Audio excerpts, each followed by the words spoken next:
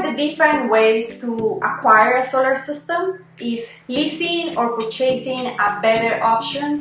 Before I answer this, I want to invite you to follow us in social media at GoCleverEnergy and visit our website at www.gocleverenergy.com. Getting back to the answer, I will divide my answer for 3 different categories, really depending on which step of life you are as the homeowner. My first category will be for people that is retired, on a fixed income, disabled, or having a very hard situation financially. For you, I will recommend to lease a solar system if you are considering solar. The reason why is because in this scenario, you won't be adding any loan into your name. You won't be purchasing a system. What you're doing is you're just swapping and replacing your utility bill for a lower payment in a lease agreement. The only thing you need to be very aware of is the term of that agreement and just checking if the monthly payment increases or not, because all these options happen in the leasing agreement. The only concern will be that when you want to sell the house, you're actually adding a new step into that selling process, and it's making sure that new homeowner that is interested in buying your house will want solar panels on the house.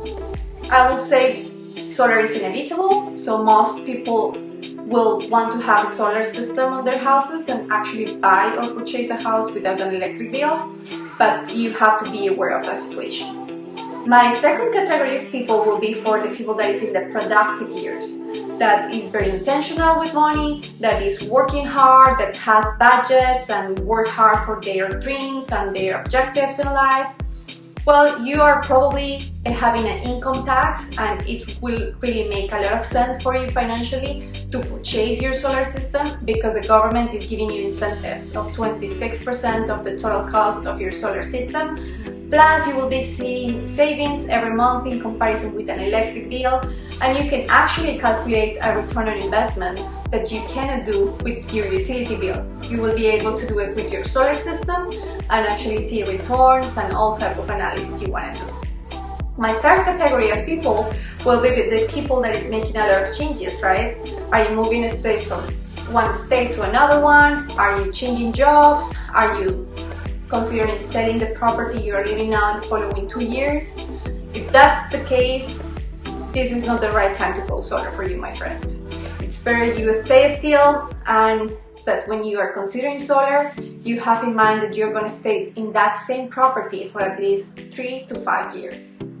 If the answer is yes to that question, then just look for a great solar expert, an honest, reliable person, and just sit down and explore the customized option for you.